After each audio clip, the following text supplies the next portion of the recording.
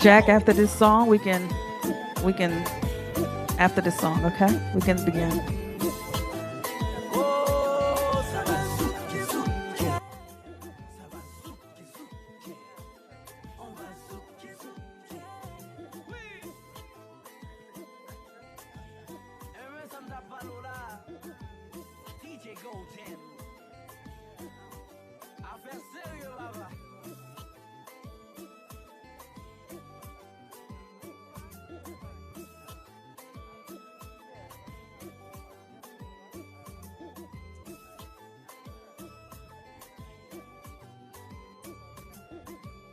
Mic check. Ladies, can you mic check for the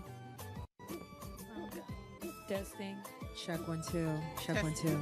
Testing 1 2.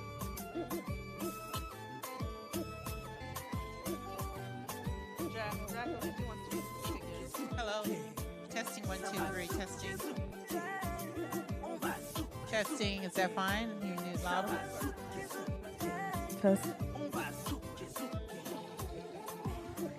Test one. Testing 1 2 3 4 5. Testing. Testing 1 2 3 4 5. Mic check 1 2. Mic check 1 2. Testing 1 2 3.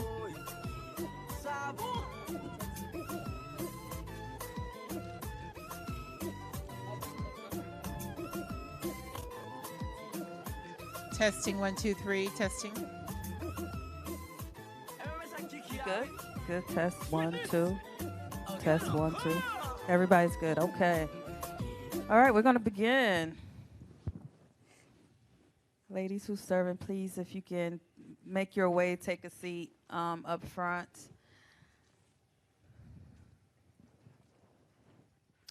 Okay, welcome to another communal conversation. My name is Dasha St. Remy.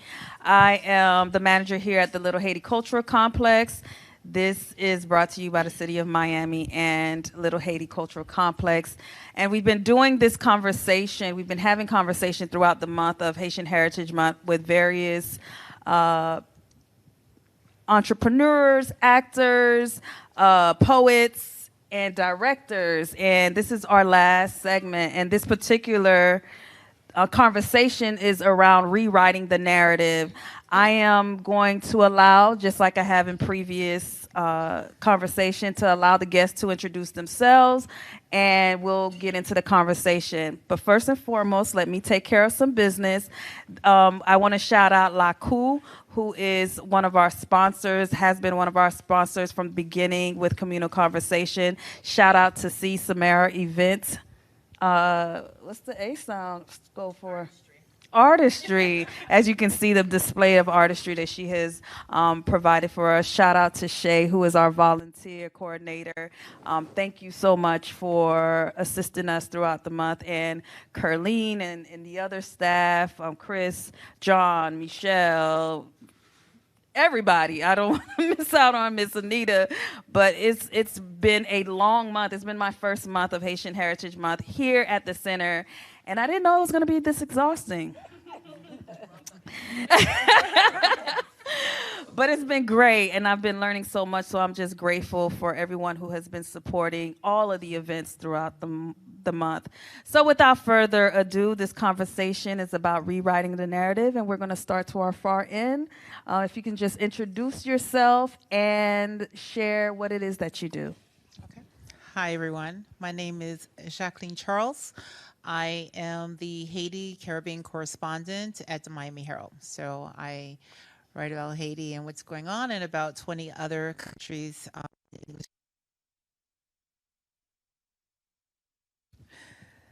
Good afternoon, everyone. My name is Tico. I am a former model, turned author, actress, and mistress of ceremony. I'm happy to be here. Hi, everyone. My name is Wanda. I am the founder of Lineal Suite and Asian American, social media maven, entrepreneur, marketing strategist, and I'm excited to be here today. Thank you, each and every one of you for being here. And I'm gonna just go ahead and jump right to it. Path, your unique path. Did you find it or did it find you? And if you can share. Okay, me. Go ahead. Yeah, I guess that question is specifically for me. It found me. I definitely didn't find it. I grew up and at first I thought I was gonna be an educator, and then I just wouldn't stop talking. So then my parents told me I should probably look into being an attorney. So I literally went through school thinking that I was gonna be an attorney. Then by the time my first semester in college, I was like, yeah, I don't want to do that. So then I changed my major to mass communication. So I know I wanted to be in entertainment. I loved marketing. I love everything about PR and representing people, telling stories, and that is what I was gonna do. And Haitian and Haitian Turks Islander. I grew up Haitian, had never been to Haiti, didn't know the culture, didn't really, I knew the things I needed to know at home about being Haitian. And I moved from Turks and Caicos to South Florida, and it was a scary culture shock because I would tell people I'm Haitian, and the Haitian kids were like, what church did you go to? Do you speak Creole? And I didn't. So then it was like, well, no, you're not welcome. And then I tried to, get to know the other students, and I would tell them I'm Haitian, and they're like, no, you're supposed to be over here. So then I had to figure out how to kind of navigate in South Florida and just kind of have a voice and where do I fit in. And I didn't really know where I fit in. So I kind of went through that from middle school, high school. And by the time I got to college, I was like, yeah, I got to figure this thing out. And I started looking into my background and who I was. And I couldn't find what I was looking for online or anywhere where I would look for information when it comes to Haiti and Haitians. And what I did find, I didn't like it. I wanted to be able to find information the way like I absorb information, beautiful, bright. And the more I learned about Haiti, I was like, why is this information not online the way all the other entertainment things are online in the magazines and so on? So I decided I wanted to be the person to kind of do that. And it became my career. Like, it became something that I started as a passion project, and it became my career. And 13 years later, I'm here still doing that. Wow. That's, yeah, go ahead and give that, definitely deserve an applause. And so indeed, that path found you. Definitely. And the question is for everybody, because I don't believe that we are born knowing what we wanted to do. So for you, Tico? Wow. It found me while I was lost. That's what I will say. I started in this business, I guess, quite young in a sense. I started in modeling. I think I got into I got into modeling by mistake. I was supporting another friend, and he wanted to be a photographer, and he needed a model. I wasn't a model, but I was willing to help. Got in front of the camera, and from there, it was history. I've been able to grace a lot of magazine covers, do commercials, billboards. But for me, there was a deeper purpose. It was, I want my face to be able to feed kids in Haiti. I left Haiti when I was 5 years old, grew up in Brooklyn, New York. So for me, it was like, yeah, your face is the token, use it and do what you need to do for Haiti. And of course, after doing that for quite some time and realized, girl, your face is not going to feed every child in Haiti. You need something different. I transitioned over to just literally being an activist for young women here in South Florida and becoming a children's author, writing books in Haitian Creole and English. So basically, we have Angie Bell and I, which you had on here. We are business partners. We have a series called The Adventures of Yaya. It's like Dora the Explorer. So it's like the perfect bridge for a child coming from Haiti that's in an ESOL class where, the teacher is not Haitian. So it's like the perfect bridge because the story is in English and it's in Creole. And of course, prior to doing that, I started acting. I think that for the most part, transition right into acting. And the thing with me is I've always been a storyteller since I was a kid. Like I'll make a song about any and everything. I'll make a song about each of us right now. Okay? Do it. Okay, and so it was always in my blood, just to be able to storytell, just to be able to have a voice and not be silenced. And so, within the industry, I found my niche, I found my team, I found my family, and we, of course, decided to film a movie about our former president, assassinated president, President Jovenel Moise. It's called July 7. Just some cool kids, right, that wanted to showcase their country because we just got tired of others telling our story, others being our voice when we do have a voice, when we can tell our story. And so now, years later, we are the first Haitian movie in the American box office making waves. So, literally everything that we do, I think it's just, as I said to someone earlier, I said, we're all a piece to that puzzle that completes Haiti. No matter how big your piece is or how small it is, just know that that puzzle is not completed until your piece is where it needs to be. But yeah, that's it. Thank you. All Yeah. right. Well, this is this is actually a historical first because you actually have two Haitian Turks Islanders Yes. on here. So yes, I was born in the Turks and Caicos. My mom is Haitian. My father's from Turks and Caicos. Grew up with a Cuban American stepfather. So I always say that I am the Caribbean.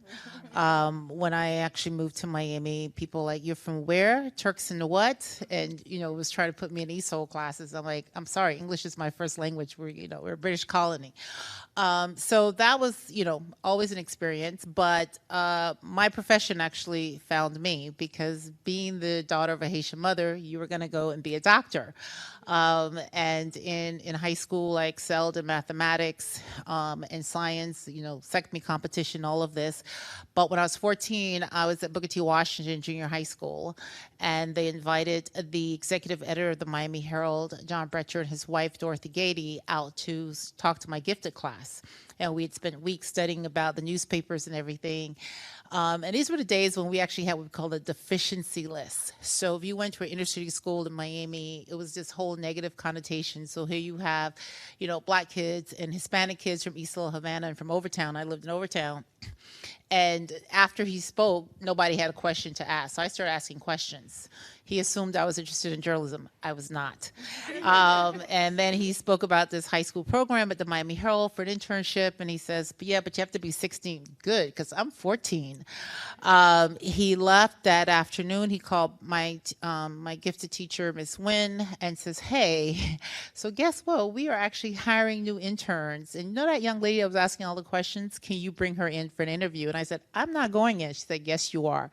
So my teacher drove me to the Miami Herald down here on Biscayne for an interview. I had to take a spelling and grammar test. I had to go into a room the size of a closet. They asked me some questions. Next thing I know, I am working at the Miami Herald at the age of 14 as a high school intern. At the time, the Herald was owned by a newspaper by Knight Ridder, which was the third largest newspaper company in the United States. They had a scholarship that you competed nationwide. Depending on where you went, it was either a 4-year full ride or, it was $20,000, but you had a guaranteed internship every summer and a guaranteed job when you graduated. My junior year, I'd gone to UF, did science, got into UF. I was going to do science. I was going to be a doctor. And everybody kept pushing me to apply for the scholarship. And I finally said, okay, fine, whatever. I got the scholarship. So I was the Miami Herald's second minority scholarship winner for the Knight Ridder Scholarship. And at some point when I went to Chapel Hill, I just decided, stop fooling myself and being pre-med. The late Chuck Stone, who was just honored with a Pulitzer, but he was a founder of the National Association of Black Journalists. He used to write columns and that got black men out of jail. He was my professor and just made me believe that I could write. So I have been at the Miami Herald since I was 14 years old. I'm only 18, so it's only 4 years, right? I've covered everything from education to Florida politics to Marco Rubio when he first started. I was always the person that when the boat came from Haiti, get back on a plane, go to Haiti, go retrace the steps of, of Haitian migrants. When I was here in Miami, having taught myself Creole because my mom only spoke Spanish or English to me, I would have to translate for kids who were coming out. I am the Caribbean. What happens is that because we are from the region, we really do act like we're islands unto ourselves.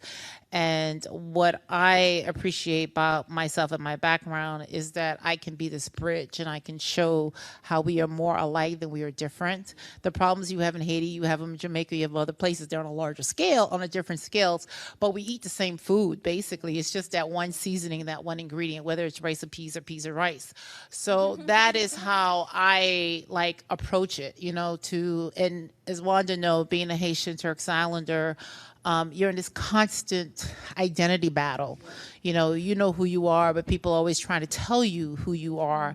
And I've always been grateful that we aren't like a certain country next door to us in the Caribbean, where you had people who changed their names, not telling people that they were Haitian.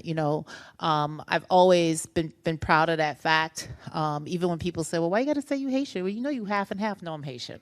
But you always want to show other, young girls and young boys who are from Haiti, who don't get to have that other foot in another culture, that we have a culture to be proud of. I grew up in Miami-Dade when kids were killing themselves because they were Haitian. And so I never want to return back to that era, but it's real. And we always have to remember that it's always there in the back of our minds. Yeah. Wow. Man, we got some heavy hitters here. I'm so appreciating conversation. I want to go to something that you said, Jacqueline. I think I heard remnants of it with you two. This idea of being Haitian and struggling with your identity or finding yourself. I am Haitian American. I'm first generation born here. The only language that was spoken in my household was Creole. When I went to school, they automatically put me on ESOL, and I was born here. My first teacher was my sister, who was very much knew she was going to be a teacher, is a teacher to this day. And I shared that wanting to know more about that particular struggle. And was that something that you identified for yourself as a struggle, or was it something that was you faced, like it was head on? So it's interesting. Like I said, I've always been Haitian, even when everybody was telling me I'm not Haitian and I don't need to claim Haitian. I tell people, I say, and I've grown up, I've been Cuban. My stepfather raised me from the time I was 3 months old. My first language probably was Spanish because that was my first word. He was very influential in my life. But my mom suffered a lot of discrimination, a lot of prejudice, both in Turks and Caicos and even here in the United States. And so I remember being here and having kids, say, oh, I'm Bahamian, I'm this, I'm that.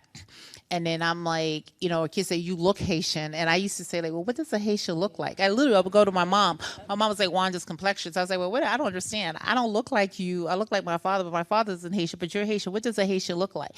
So you're constantly having people who are trying to tell you, right? And being in Turks and Caicos, where you have a lot of me, half and half, where people are like, well, you don't have to say you're Haitian, you're a Turks Island. Yeah, I'm a Turks Island, but I'm Haitian. I'm proud of it. One day I remember my mom saying to me, well, when did you get so Haitian? I said, I don't know. Maybe when you were like taking me out of school when I was a kid and taking me back to Haiti and, and having me miss my classes. I have cousins in Haiti who don't know the whole family. I know my entire family. I know my cousins. I know my grandparents. I was there for both of my grandparents' funeral. That has always been part of my identity. Even my mom was like speaking English and not trying to speak Creole and tell me like mind my business. You come to my house, I need to give you water in a saucer or the water's gonna land on me.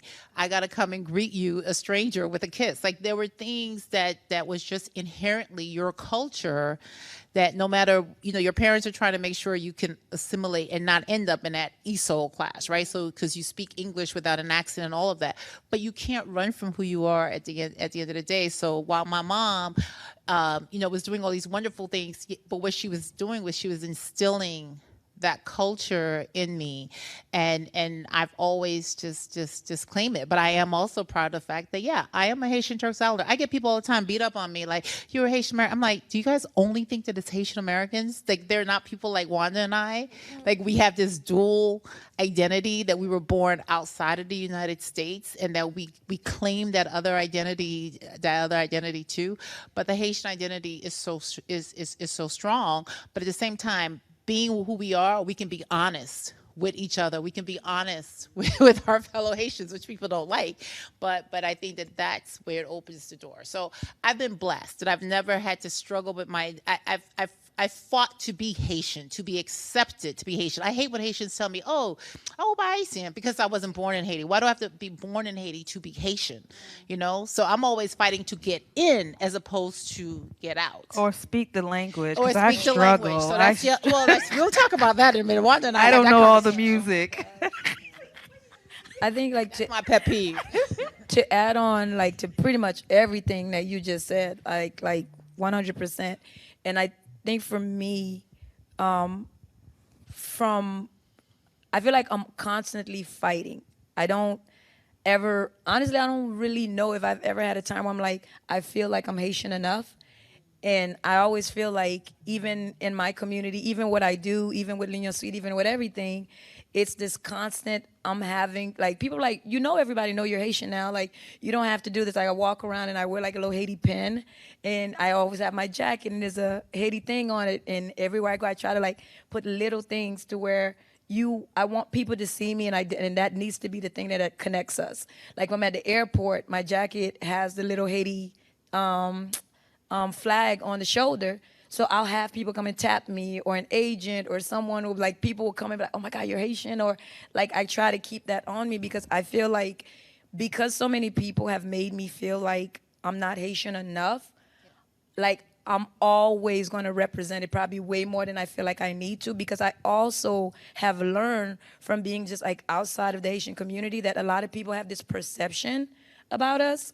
And then even when you're talking about business, and that perception, as much as internally and at home, we're like, Tico's Haitian enough and you are not. And we have that argument, but we don't even talk enough about on the business side, on the entrepreneur side, in these boardrooms and these media spaces and these events and other places, how people talk about us and how they perceive us and how they think about us. And they have this idea of Haitians look like, act like, behave like, do business like. Even after all this time, these perceptions exist. And I feel like I'm then now also having to fight that. I have to dispel some of that. Like, no, Haitians do business these other ways too, and they look all these other ways, and we're not one-dimensional, and we do have a market. You can do business with us. You can sponsor our events. Like, it's worth it to have us at the table. No, the person that just know a Haitian person should not be the voice of the community. The person that that went to school and studied Haiti should not be the only voice. Like, no, you should be talking to us. We should be speaking for ourselves. Yeah. And like, I'll tell people in our community, like, no, I've sat in rooms to where I'm listening to these things and people are saying that. And then I think, like, many times they feel like it's kind of okay to say certain things to me that I feel like they wouldn't say to other people, because they know that I've had this history of not feeling Haitian enough, or I started this platform because of that. So then it's like they can say things like, girl, listen, I can't do Haitian business with Haitians because you understand, right?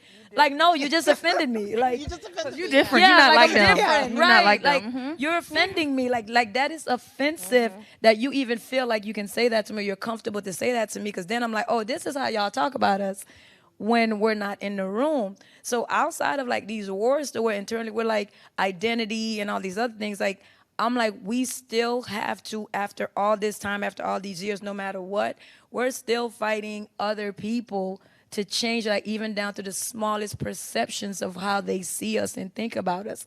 Like, I'll be in different cities like Indiana and Ohio and things, and they'll be like, oh my gosh, like, I've never met a Haitian like you. And if they're working in communities to where they're working with a lot of, migrants, and they like, no, do you understand? Like, there's a lot of business owners like right in this community that's Haitian. They're just not, just walking around and just feeling like who we are without even having a conversation with us. Like, I don't think we're ever gonna get to the point to where like we're literally not fighting all the time about who we are. That is a good point that you just brought up. I think that I'm in a gray space. I'm in a gray area. I'm not Haitian enough and I'm not American enough. And I fought for so many years to be seen and to be heard that it's been so exhausting that I'm like, you know what? I'm going to stay in this gray space where I know who I am. I identify as this, and it does not matter how anyone else sees me. Growing up in Brooklyn, New York, like it was a constant fight every time I got out of school. My sisters had to run one corner, like we just scattered because we knew that we were gonna get beat up because we were Haitian. And obviously you couldn't hide it. You had the Haitian socks on, you had the, tibulgogo in your hair. Like literally everyone else is dressed normal for school and we looked like we were going to church. So, and then, okay? So it was a constant fight. And the realities of it is though, when I go to Haiti, I don't feel Haitian enough. They don't welcome me enough. It's like, oh, son diaspora. Et let me sit. It's the same thing as well. So I find myself in this gray space. And that gray space is where I don't know. I no longer look to be validated because I already know who I am. I stand strong in that and I am going to flourish there. So I no longer go where I'm tolerated. I go where I'm celebrated. And I've created that safe space for me. And at the end of the day, moi c'est haïtien, and I don't care what anyone has to say. Whether Creole moi malouk, whether Anglais a pas lem trop fâché m'pa ka parler anglais, c'est Creole lak tombe. You're gonna get it one way or another. But at the end of the day, I no longer look for those validations, and the exhaustion is gone in reference to that. But don't you feel a certain victory too when you defy that expectation, whether it's Haitian or non-Haitian, who have this certain idea of what a Haitian person is or how they should act or whatever, and then when you open your mouth or you just walk in the room and it just does not fit whatever they have in their heads. And I think that's that's the battle. That's it's not the battle, but that's the victory walk, right? That's the one. Like, okay, you know what? I know you think this, but now I'm gonna mess you up. I'm gonna shake you up and wait on what you think. Yes, I did modeling for like a good 18 years, and never once did anyone get it correct. Okay.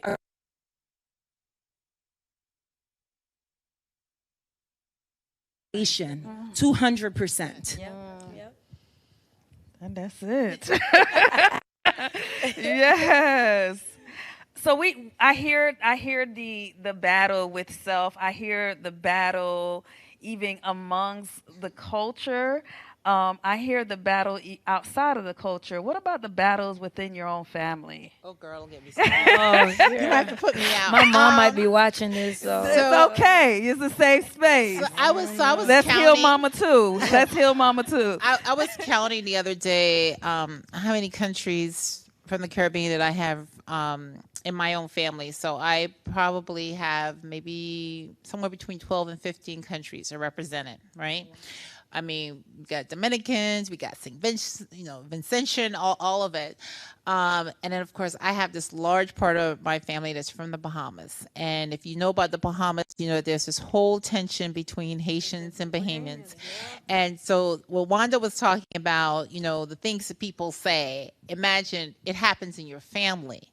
And people will say things, and I'm like, I'm sorry, excuse me? You do know I'm Haitian, right?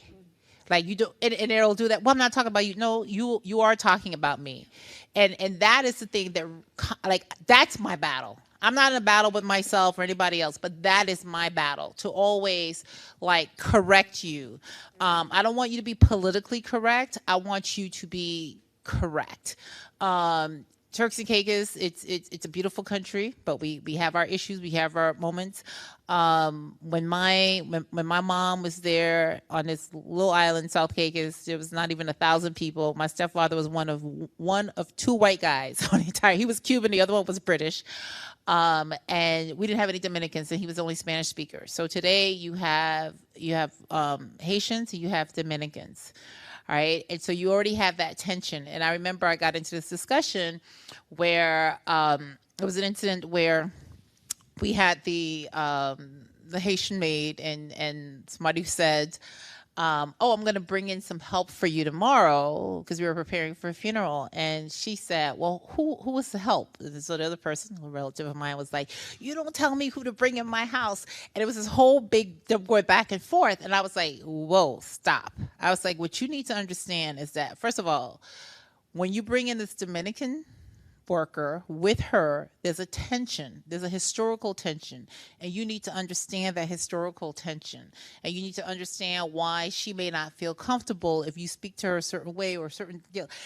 Anyway, I got into each Dante Cott's book, The Farming Bones, after it says, here you go, that despite the fact that Turks and Caicos is literally like 45 minutes from Haiti, there is such a disconnect in terms of like what we call the belongers, in terms of Haiti and Haiti's history.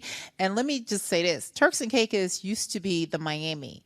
My brother-in-law tells you about the first bicycle that he got it in Haiti. The first pair of pants. My father introduced the US dollar in Turks and Caicos because he was trading with Haiti. It was a British colony. They only used the pound.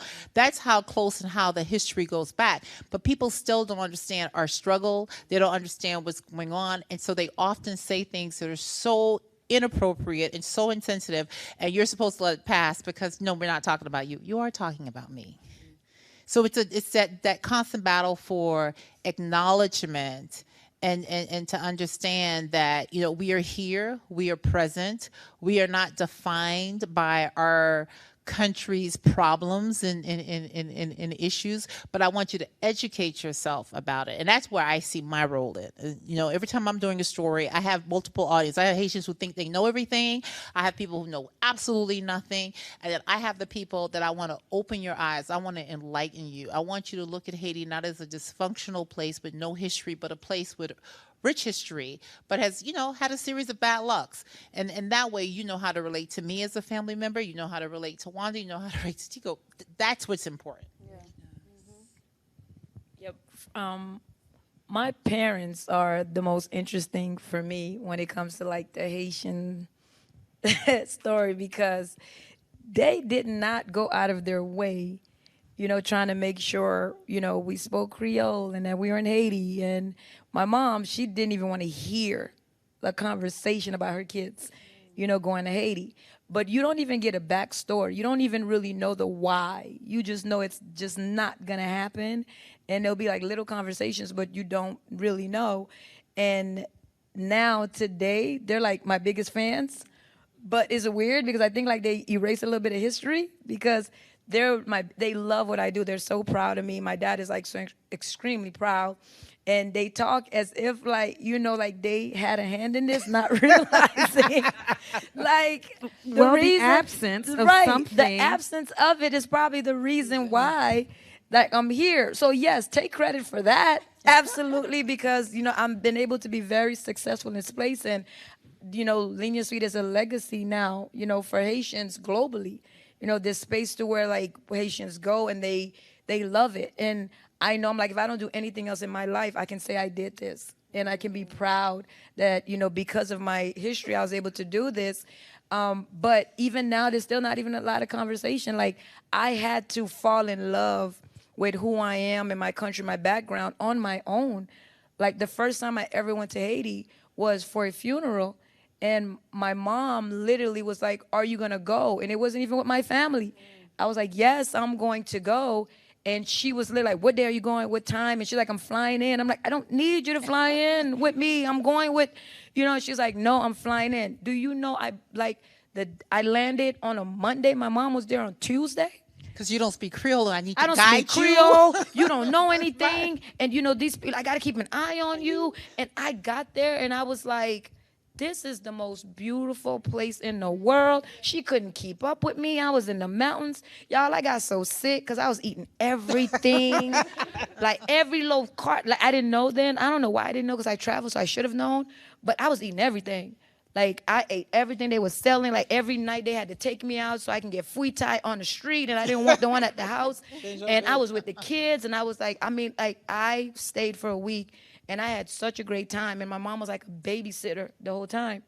And I knew then, and this was like, I think 2012, 2013. And I was like, oh, yeah, it's over for you. So literally, we got back, and 3 months later, I went back again by myself. And that year, I must have gone to Haiti like 12 times. Like, I was like, I'm going back. I needed my own network. I needed to figure it out. So I used social media. Back then, you had like Tumblr and all these different places. And I was already like writing about a lot of people in Haiti. And, I had, Kagel. I always shout out Kagel Ped because he was one of the people that I would watch. I would watch his Tumblr. I'd pay attention to what he's doing and everything. And I was like, if I get to go to Haiti, I want to go with him. I want to be around him. So I made a list of all the people in Haiti. They were like movers and shakers. And I was like, I just need to get there, and I'm going to introduce myself to them, and I'm going to tell them who I am. And I just take care of me and shadow me because my family doesn't even know I'm here. And I literally went, and that's kind of like how my trip started. Like, I was in Haiti. I didn't even speak Creole that well then. I was getting embarrassed at the hotel desk all the time. I knew they were making fun of me. Like, it was just like all of these things to where it should have made me not want to. But it didn't even matter about anybody. It was like when I stepped foot on that island, there was something about being there. And to this day, I can't explain it to people. I don't know how. If I'm going through anything, if I'm sad, I'm depressed, or whatever is going on in my life, I promise you, I will go to Haiti. And the minute I get off that plane, like, I will come back like feeling healed, no matter, like, in the midst of everything else going on. I'm like, I feel so at home, and I can't believe like this is what our parents, were keeping us away from. I understand all the other stuff. I don't want to diminish that. I don't want to diminish like what's going on in Haiti and the politics. I don't want to diminish that. What I'm saying is it's not everywhere in Haiti. And I speak to so many Haitian Americans that say they've never been, or they went when they want to go back so bad. And I wish so badly that they can just take that chance, like find a way to get there, be safe, and just experience that. It will make our connection to this country so much more. And this idea of us sitting at home and wanting to help and not knowing, I feel like if more of us got the chance to step foot in the country, that connection would make us figure out a way to get together for real and do something to change the country. Yeah, that's good. I mean, tourism in itself, just go will just kind of boost the economy. The other thing, something that you said, Wanda, which I can resonate with, I was one of those kids where my parents often allowed me to go to Haiti or the Bahamas. I had family in the Bahamas every summer because we had to get out. So jealous of people like you. We had to get out. I had a passport at 1 year old, and then I've been a traveler since. But it was through those experiences that connected me, of course, with the culture, with the land. But still, my Creole was not the best. And I want to say to you, before I even knew you were behind Union Street, like, I love what you were putting out. I didn't know who it was until I literally got this job. And Kay was like, you got to meet her. She's the person. I was like, really? She's been teaching me all about my culture. So I commend you for the work, and just to hear the history around that. That's amazing. Yes, Haiti is such a healing place. It is the place that I think I miss the most. I crave it, from having to go every year to not going. I don't know, the last time I was step foot was in 2019. And so shout out to Haiti, and continued prayers for our homeland. Tico. Because I asked that question, I saw your mic go up. With family. So, yes. When it comes to family, for my mom, I don't think I'm Haitian enough. And there are many reasons. I have piercings, I have tattoos. I was bald for like 21 years. Like, so American, Pedzil, whatever. Right? I mean, physically. But I'm the black sheep of my family. I'm the risk taker. I'm the one that will get on that plane and go. So my father, obviously I went to Haiti for his funeral, and after that, like, there was a disconnect between my mother and I, because I didn't grow up with my mom. And I was part of a singing group, and I remember we had to go to Musique en Folie, Haiti. I'm like, oh Lord, I'm about to die. They are taking me to this country. I've seen the news. I know what it's all about. I'm about to die. And I recall being on that American Airlines flight, and I was like, y'all, we gonna pray. We're going to pray and we're going to sing. We are a singing group. We're going to pray and whatever. Got to Haiti, and it was just a culture shock just getting off that plane. But as Wanda said, the minute you place your foot on that soil, there's an energy, right, that just takes over your body. It shoots up, and something else. The air smells different. The food is different. The vibe is different. The talk is different. Like everything. It's just a 360. I don't even know how to explain it, as she said. Book a flight. Yeah, you know, I don't even know how to explain it. You know? And so we got off the plane, and I saw these guys like cleaning their guns, and I'm like, many. Hey, my mom did, you know, I take too many years, but this was my first time seeing my mother in like 20-something years. And so I remember being in Montagne Noire, and I told my mom, oh yeah, Montagne Noire avec mesdames yo, you can come and see me there or whatever, you know, and then she came, and that's another story in itself. But I was like, this place is magical. I see why they want to keep us away from home, because c'est comme si on secret que yo caché, and it's like we can't allow them to know what they have. We can't let them in on this treasure. We can't let them in on the secret, because once they tap in, they're never going to tap out. And that's exactly what happened to me. Gade, mwen pral nan enterrement derrière yon moto. Mal nan kwa bo sal pou mal manger. Like, I did everything that my mom told me not to do, because I was discovering who I was. And I knew that I was not going to discover who Tico was through my mom, through what they telling me or whatever. I had to take those own risks to identify with what's been playing in my mind, the dreams I've had, the desires, the eager, the whatever that was within me that was saying, you need to seek. And for me, sitting still wasn't it. Like, I had to be in Haiti. Fait tout ça m'pas supposé faire. Mango gonflé, manger loco. Like, I mean, everything that I was not supposed to do, I did. I remember one time I went to Haiti. Moi, j'ai yon lambi, beaucoup de lambe. When I came back, même glumba kabwe. But I said, it's okay. You know, it's okay. Gele gon maladie te mwen nan mwen la, et puis yal geri ma iti, and après se maladie et ap soti. I mean, anything to me in reference to Haiti, it just makes sense. Even when it doesn't make sense, I'm going to find a way to justify it. And that's why for me, it's like, regardless of what our parents said, oh, you know, I had to leave Haiti for this. That's your story. My story's different. You know?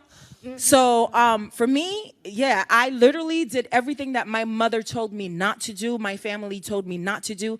And within doing these things, I discovered the beauty of Haiti, and I discovered the beauty of self.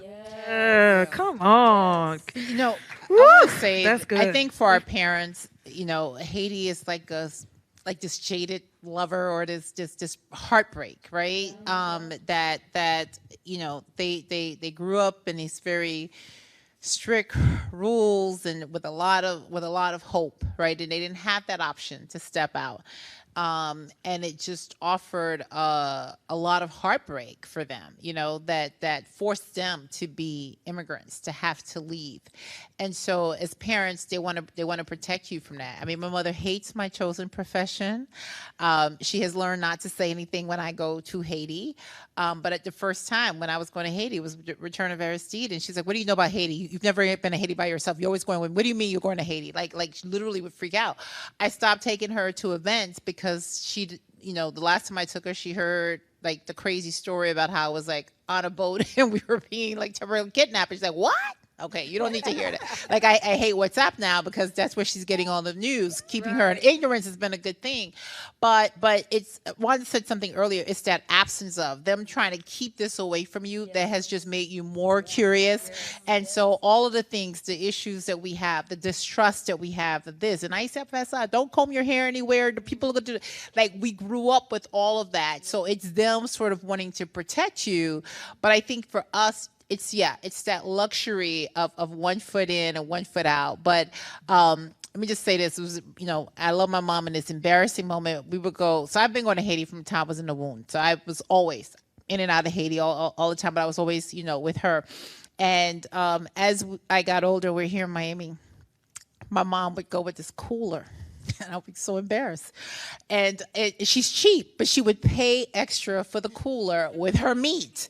And then, and so when I go, I mean, first of all, I want to be at the hotel. She's like, no, you can't be at the hotel. I have to be in a house with no air conditioner. Electricity comes on at 3:00 in the morning. Okay.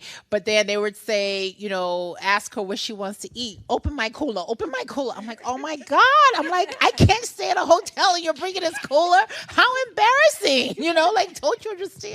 So, but it's all of these experiences that you have, and yes, that need to go. I mean, I noticed 2 years ago, Jazz Festival. I landed by myself. I don't know. I don't care. I'm going to know somebody. I don't care. I went to Haiti on vacation for the Jazz Festival, and I had a wonderful time because at that moment I needed to feel normal. I needed to have a Haiti where I'm doing at 10:00 at night. I'm on the back of a motorcycle, have no business being there. But in this country of insecurity, of all the things that you can't do, I needed to have that little bit of normalcy of what we used to do. So I was in Okap, and it was invigorating, irresponsibly, but but invigorating.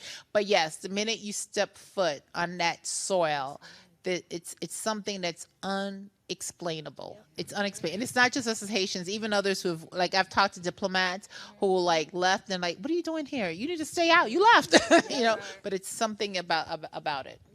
And talk about the power of rewriting the narrative, even for our parents, right? And your parents being proud or not proud, whatever it is, but there's something about that. You're taking a different path, is rewriting the narrative for them and their misunderstanding based on their own lived experience, right?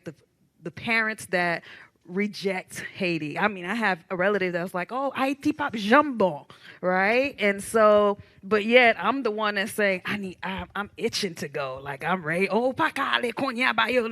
Nah, I got my ticket already ready to go, And then you bring the narrative, you come back alive and you share pictures and images. And I think the biggest compliment that my parents could ever give me, or not, I don't know if it's a compliment, but it's something that my mother said was man, you've been to places in Haiti I have never My seen. mom has said that, yes. My mom said that too. That's the moment of pride. That's when they're so proud of you. Yeah. And she was like, you've been to places in my own country I was born in that I have never been to, because I want to dive in. And my thing is I want to bring you, but there's something there. There's this trauma, maybe, the stories that will probably never get told, and why communal conversation is so important. I think more for our culture is because we don't talk as much. Yeah, we don't talk as much. And so I'm going to ask one more question, and then I'm going to give the audience an opportunity to engage you all in conversation as well. How are you intentionally trying to archive a legacy of freedom for the next generation? I guess for me, it would definitely be through Lignon Suite, because, and especially since Lignon Suite is a social media platform. As long as there's, tech, as long as there's social media, as long as, I wake up every day and I have the strength to keep this going, it's going to keep on going. I started in 2011. And when I started then, it was really it was a little selfish for me too, because I was doing it because I wanted to take the kind of trip that I took that first time when I said I went to Haiti with this list of people I wanted to meet. I wanted to change the narrative. I wanted to connect the dots. I wanted to be able to profile us in a very professional, beautiful space. And even now, like I'll go to places where I see a lot now. There's so many platforms like Lignon Suite, but when I started it, there was no place online where a country people or culture was being profiled like that daily, like 4 or 5, sometimes 10 times a day we'll do a post. That didn't exist unless it was in a tourism website or something for a country, where you can go and build this network. Now there's so many, platforms like that. And now what it has become, it went from just pictures every day and just storytelling. Then it went from sharing old pictures of Haiti, what it used to be. Now it's a news platform. You know, now it's where you go. I never even wanted to, like, I fought so hard to not do like the news thing and the politics thing and what's going on. I really wanted to just share like the best of the best, only the positive, only the beautiful. And then the audience was like, no, that's not what we want. Like, and then I had to learn very quickly that this was something that I started for me, but it doesn't belong to me. So it's not mine. Like really now, I'm just like I'm the vessel for it. I'm the person that come on every day and turn on the lights and everything else. But whatever the community wants, that's what we've been trying to give the community in the way that they're asking it, without losing the original purpose and the reason. But wherever the community is collectively taking it, I'm going to walk the journey with them. And when it comes to a time that maybe I got to turn it over and I got to give it to a younger generation or whatever, I'm ready to do that. I don't, have a problem in doing that. Like I realized like this was a passion project and it still feels like that for me. So I even went and I was like, okay, I need now also a career. I need another place to where I can still work and, I can provide for myself and everything else. But this cannot ever go anywhere. I have college students that, I profiled them when they were 17, 18 that graduated. Now they're working in like career fields where they all come back. They reach out. They work in the positions to where like, we talk about you and can we bring you on board? They're doing business with us. And, like within these last couple of years, now I have young 16, 17-year-olds in high school and they're all on the platform. And I never thought like that would be the case. Like right now, today, actively, there are 21 million. Our reach on Instagram is 21 million. Facebook is, I think, 19 point something. Like all of our platforms stay millions and millions. Like we wake up every day and we're like, we don't even fully know how it just stays like that because we just show up. We give the people what they want. We make sure we keep, storytelling. We make sure we're in the mix of everything, and people show up and they love it. It's not just Haitians. So many times, like Jacky, we've had the conversation, and I tell people, like, listen, people act like they don't care about us and what we're doing and everything. They are tuned in. They're in the comment sections. They're reading. They know, like. They got your Facebook page shut down. Exactly. Like Jacky thankfully helped me get the Haitian American back. The Haitian American page, the Facebook page, has over 500,000 people. That's our largest platform, 500,000. And during the elections, we woke up one day and we were working and we lost the page. Someone was able to hack it and they took it over. And then they changed everything to like Trump this and Trump that. They changed our profile. They changed the stories. They changed everything. And people like were tuning in every day going, what is going on with y'all? What is this? And we were fighting to keep it and keep access. They would kick me out and I tried to find a way in. And I literally thought I was going to lose, 13 years of work, and reached out to Meta, trial this thing, couldn't get it back. And I spoke to Jacky, and Jacky was like, oh, no, wait, what? Like, send everything over. And I was, like, already defeated. I'm like, Jacky, girl, that page is gone. I'm like, we need to start focusing elsewhere. No one was getting back to me. Meta, like, I was working so hard. You put up the article, I think 3-4 hours later, Meta reached out. Wow. And they were like, boom, boom, boom. And, like, we had access again, and they deleted everything. I'd been talking to people for 3 weeks. And, that was like, for me, like I tell people, like, whatever you're doing, if you're Haitian, don't let anybody tell you these people are not paying attention to us. They don't care. They care. And we have to make sure we don't let them continue caring more than we are, because anything that we're sleeping on, they're picking it up. And where Linear Suite is an amazing vessel for us, is great. Yay, yay, yay, yay. If you are sleeping on what that platform is doing and you're not paying attention to how to utilize the data that is sitting there, they're not. I have companies reach out to me and say they read the comment section to figure out what to do next, how to plan their events, what stories to tell. Some of the bigger magazines and so on now follow which stories that are trending on Linear Suite and Asian community, and we'll wake up and we'll see like a small little story we did, or a profile or influence, or like a Tico or something. We'll see like them having multiple interviews in these places, and we know like, okay, this is our story. They got it from here. Or they'll DM us and send us a message, and then all of a sudden it's on this larger platform. So if we sleep on, not utilizing our culture and our music and these spaces the right way, these people are watching, they're going to pick it up, because data shows that people are interested and they care.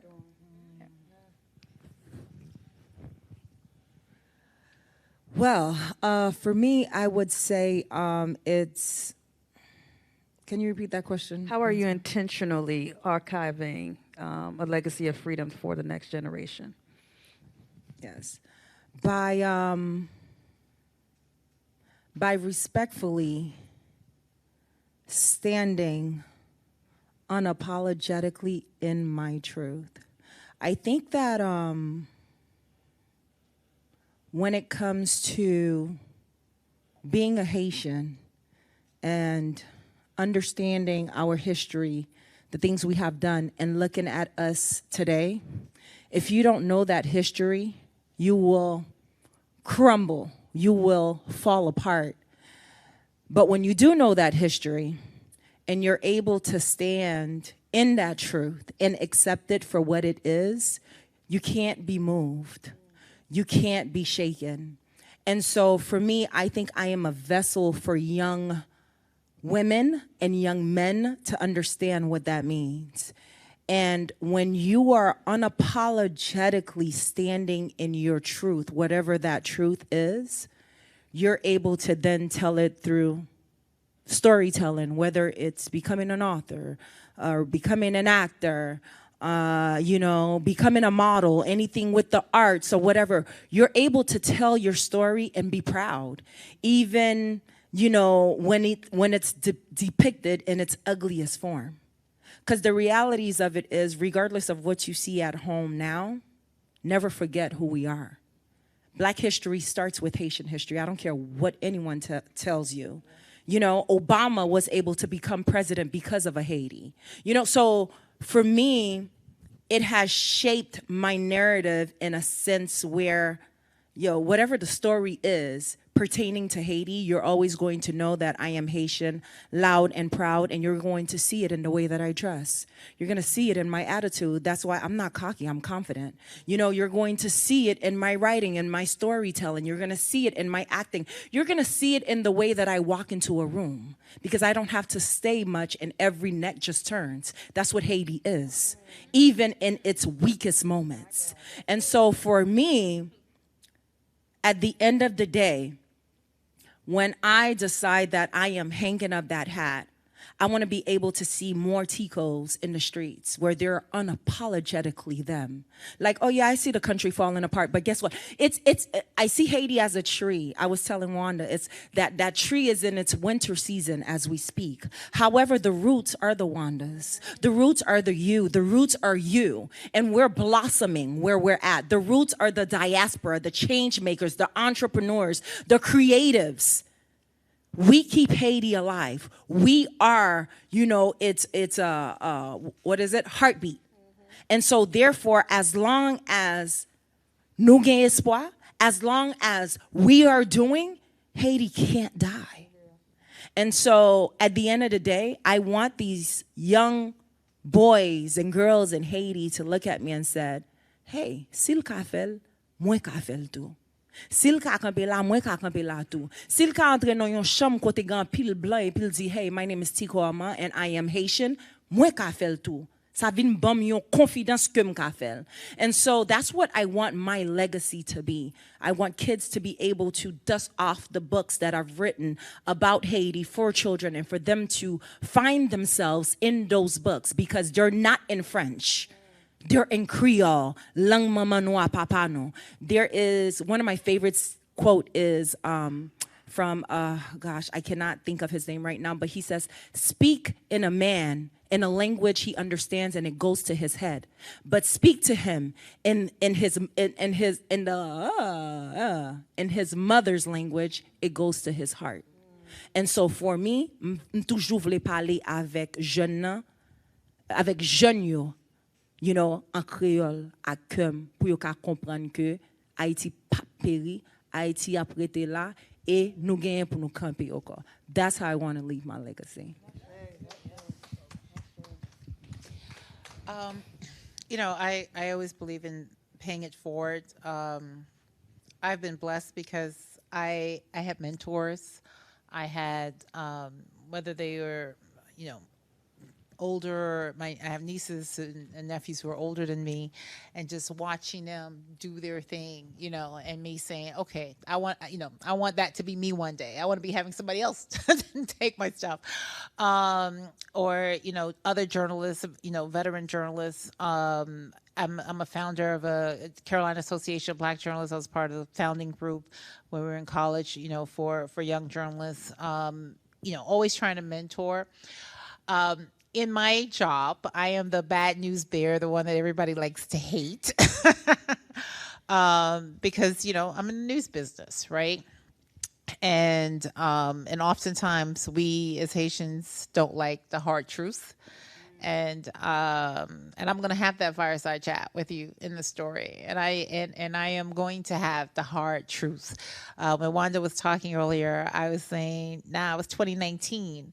Her audience before 2019, they had this beautiful view. Oh my God, I want to go to the beach, and Haiti is so wonderful, and Haiti is so great. They never knew that the chaos, the crisis, And in 2019, pay luck, and they were like, "What?" I mean, it was like a wake up call, and I think that was the turning point where they said, "Okay, we want to be beautiful, and we want to show ourselves." We talked about it. Yeah, And I but was we like, won't. But Jacky, what we am don't I need to be gonna shocked like do? this again, So we had to balance. So, but for me, one of my colleagues the other day was saying, "You can't cover everything." I said, "I know, but there's a problem. If I don't write about it, people think it didn't happen, and then you also feel this pressure to the other side." So the other day, all of a sudden, people were discovering Haiti in England, all over. When they're talking about the debt, and I've written about the debt over and over again, but I was like, okay, 3:00 in the morning, I'm literally writing my story about the debt, having and I'd written about the book that Marlene Doubt did, Henri Christophe, the first and last king of Haiti. Y'all need to read it.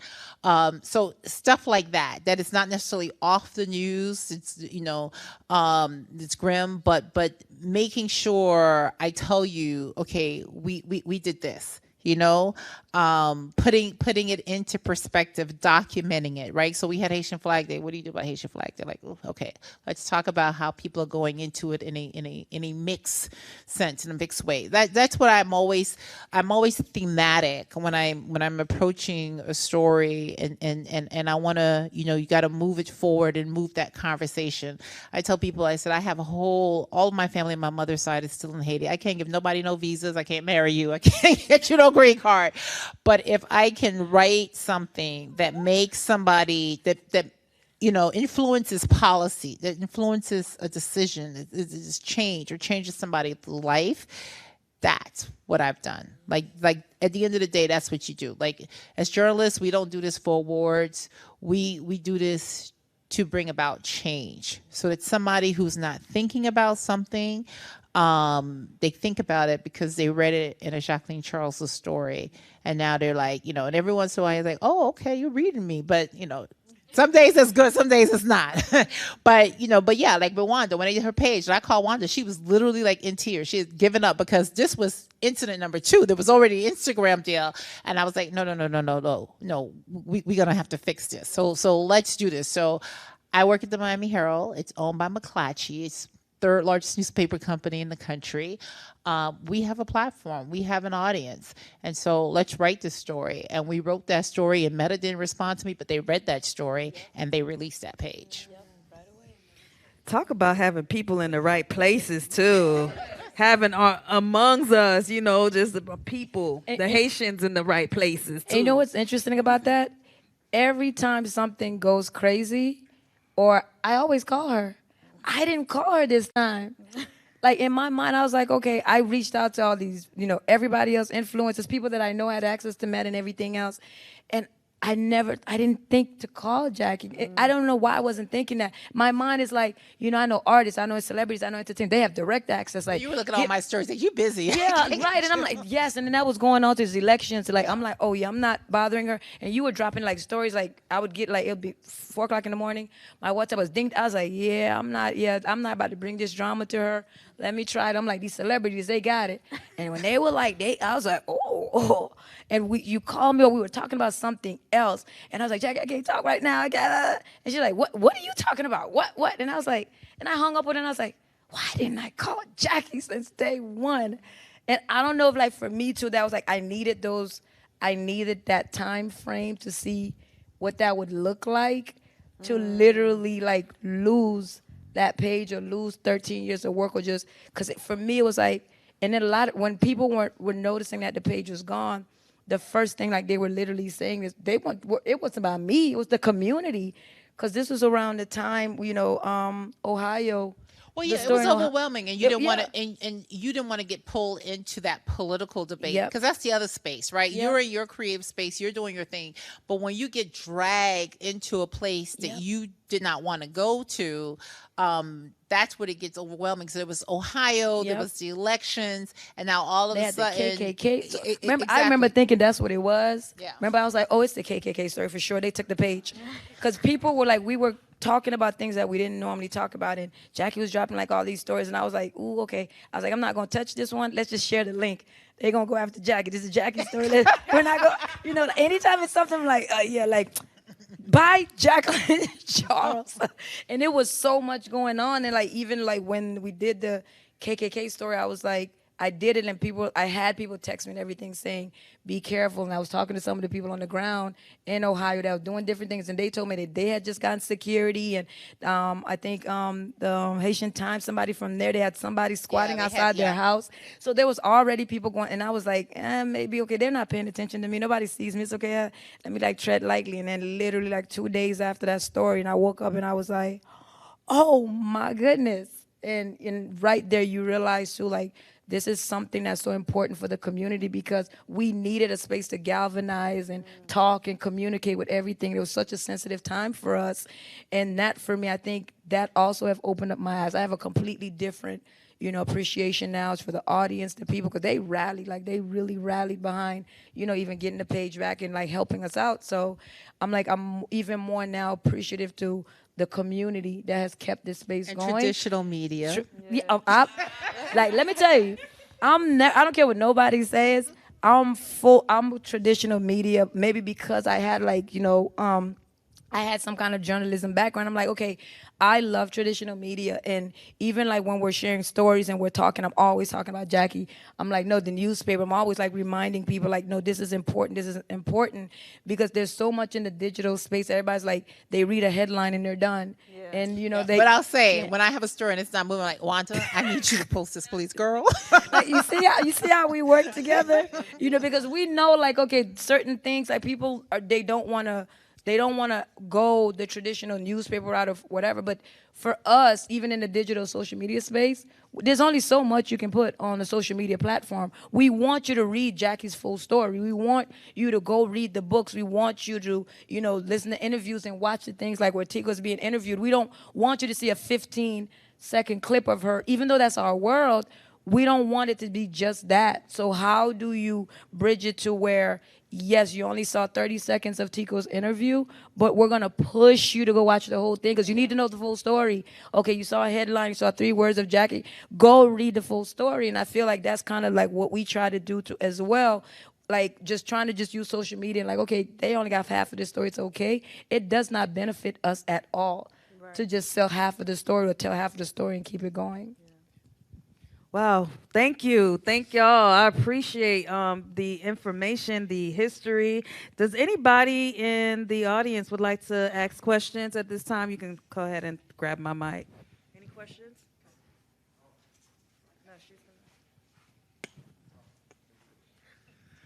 All right, it was a lot of good information. I have a question for Jacky, even though it can pertain to any of you, but more for you because you have more experience living on this earth compared to them. Are you saying I'm old? No, I'm not calling you old. But my question is, within all the hate that Haiti or Haitians have been getting since the beginning, even to this day, how do you as a person manage your emotions where you don't easily harbor or build hate towards other people? Because as humans, imperfect as we are, with pain, whether it's physical, mentally, psychological, whatever, it's very easy to build hate towards somebody else, right? Yeah. So how do you navigate that? And with your own experience, when people come at you or people say this, or when you hear stories in Haiti, like quick example, I just saw a story the other day, and I'm very big against I'm a huge advocate against human trafficking. And there was a 70-year-old white man. 73-year-old, 210 years. I was in court. Well, there you go. I had to There cover you go. this story. I don't have to say it. Yeah. So, yeah. So first of all, you have to develop your coping skills, right? You have to know what your triggers are. I used to go like, oh, I'm Haitian. I'm not going on nobody's couch. But look, I've covered. I was there hours after the earthquake. I was there for hurricanes. I was there after the assassination. Like I've seen more than enough dead bodies and disasters, up front. But I have a couple of rules. If you know me, and if we don't have to agree, let's agree to disagree. But if you know me and you have a problem, don't come for me on social media. Call me, text me, let's have a conversation. I get enough hate, I get enough trolls. I often don't care about those people because they don't know me, they don't know my story. I've had to shut down like parts of my Facebook page, things like that, because I'm not interested in being a celebrity. I like having my sort of private life. I'm shy. I tell people they don't believe it, but I am, right? And so that's one of my just personal rules in terms of individuals. Don't come for me that way. Because if you come for me, you're going to see a side of me you're not going to like. But Friday, I was in court. 73-year-old who, white male, American, had been in Haiti since the 1980s, opened up a boys' home. And I was sitting in court for 2 hours and listening to victim after victim talk about having their childhood be robbed and the details of how it is. And I knew the backstory. I knew that these young men had, for 20 and 30 years, been trying to get people to hear their stories, to believe them. They were told they were liars. They went to Benet Social, which is the Haitian child welfare. One of them told about how the director basically told him to shut up and gave him the equivalent of $10. So even in your own country, people did not. And again, the judge was, he pointed out, he told Jennifer that, you use the color of your skin, and your privilege and your power to dominate and to control. And at one point, he told the young men in there, he says, "You are not victims." And then he ended the whole thing by saying to them, "I know you think that he beat you.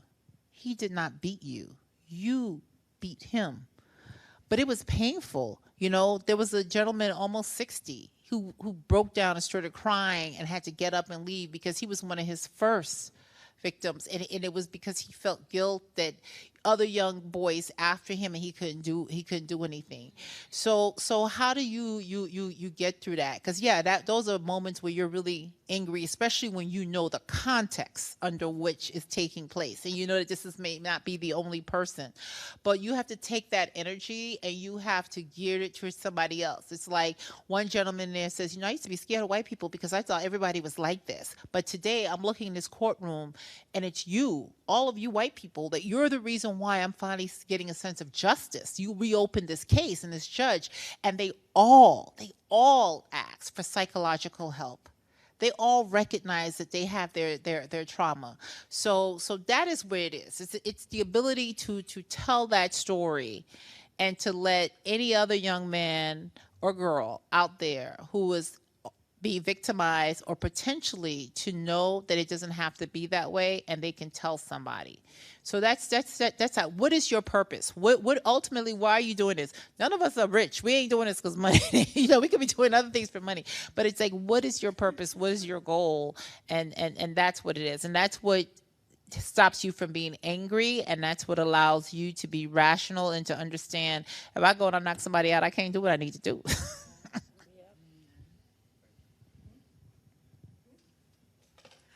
Well, I never have questions. I always want to leave you guys with something. I'm in a lot of pain. Usually I wouldn't get up, but nonetheless, for each and every one of you, I want to say that being second generation Haitian, right? I was born in the Bahamas. I don't claim Bahamas because Bahamians never liked me. Had I been born in 1973, I would have been considered Haitian.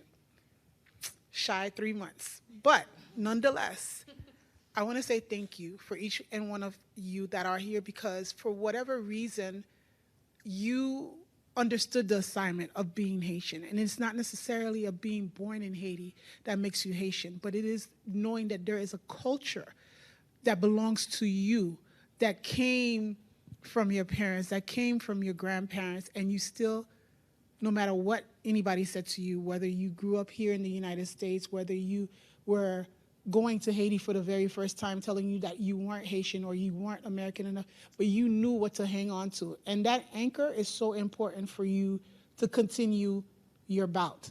Because being in media, being in the limelight of it all, being in front of the cameras, being someone that when someone sees you and they're like, oh my God, that's Jacqueline Charles, you know, she works for the Miami Herald, or that's Tico Armand, that's that model, she graces all types of magazines, or even Wanda for giving us a platform like L'Union Suite. You have to remember at the end of the day, you did not only do it for yourselves, you did it for other Haitians, you did it for other Haitians that could not identify for a long time or who are still trying to identify. And I want you to understand that you are doing it for those Haitians also that feel like it's okay to be someone else that they're not, because one day they will sit back and they will remember everything that you did, and they'll be like, you know what? These people made it cool to be Haitian, even if they weren't born in Haiti. So thank you. I applaud you, ladies. I commend you, and thank you so much, even though I know the traffic was terrible, but thank you for coming at short notice. We appreciate you so much. Well, thank you, Caroline. Thank you. I wanted to say something we didn't touch on, and we kind of like brushed on it. And, you know, I remember the moment that when White Cloud went across the stage, and I tell people that that was a watershed moment, and it's one moment that is our history, part of our history, because I remember the sea change. But there's a reality, and the reality today is that the Haitian diaspora is large. And when you look at, you know, I keep using this number, I estimated 12 million people in Haiti. Do we really think so? Who knows? But there are probably more of us out than we are in. A lot of the same people who are telling you you're not Haitian enough, whatever, they have kids who are born outside of Haiti.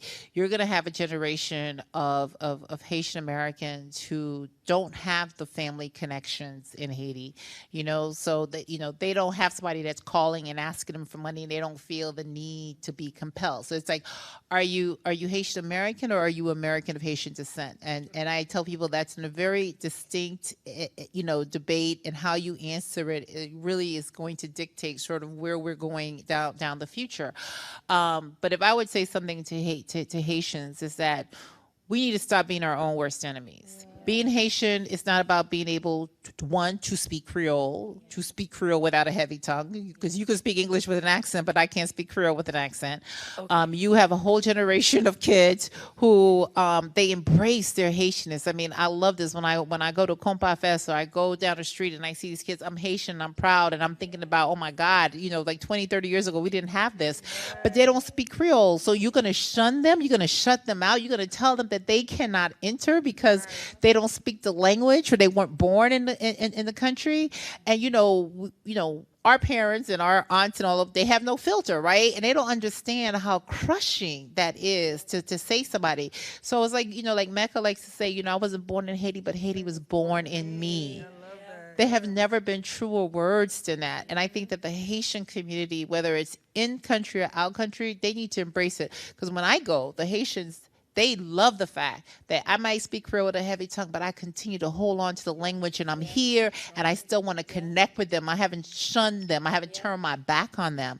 And those of us who are more educated and more travel, we have to make an effort, because when you look at what this country is going through right now, I cannot tell you what it's going to be tomorrow. I can't tell you where it's going to be, but we are here, and you need to embrace us to bring us in, so we can help you get out of that mess. Yes. Ashe. Tatted on my chest, yes, I'm a Zoe. Wow, thank you, Jacqueline. Thank you, Tico. Thank you, Wanda, for this wonderful conversation. Oh my goodness, it went somewhere that I didn't even think it was gonna go, and it's so refreshing These communal conversation is so important. We want to continue it on a month to month. We just did it. We did a special for Haitian Heritage Month every week, but it will be month to month. Trying to move it on a Friday or a Saturday and continue these And conversations. you have a clarin maker right here, Tonti Jean-Jacques. You know, clarin lacaille, you know. Yeah, this is Mr. Clarin lacaille. He's bringing it here. Okay, so full disclosure, like people, Curleen introduced me to a lot of people, and if I don't know you or your background, it's because I'm still No, you drank that clarin, girl. You can't remember anything. but it's nice to meet you. I'll meet you afterwards. But thank you all for coming. Thank you for Jack. Thank you. Enjoyed our audio-visual person always coming through. Thank Munch and the crew, all like minds. Yes, has been very supportive. Thank you for taking part of this communal conversation of rewriting the narrative. My name is Dasha St. Remy. I am the manager here at the Little Haiti Cultural Complex, and you just tune into Communal Conversation. Have a good night, everyone. Thank you.